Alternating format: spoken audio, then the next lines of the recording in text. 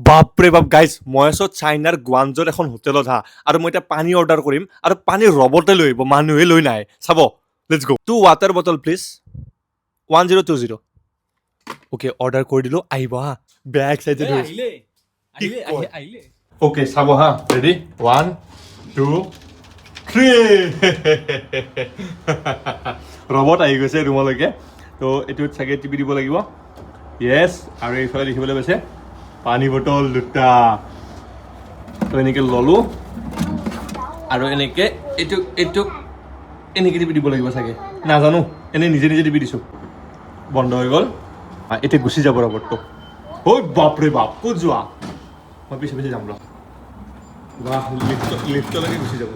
ৰবটটো এতিয়া তলত যাব মানে 1 ফ্ল'ৰত যাব আৰু এইটো হ'ল 12 নম্বৰ ফ্ল'ৰ ঠিক আছে তো ৰখি থাকিব তো অট'মেটিকলি আৰু যেতিয়া 12 নম্বৰ মানে লিফ্টটো খোলা যাব তেতিয়া ডাইৰেক্ট সোমাই যাব কি টেকন'লজি হে মানে ৱেটাৰ নাই খুলিলে এইটো ready bye bye bye bye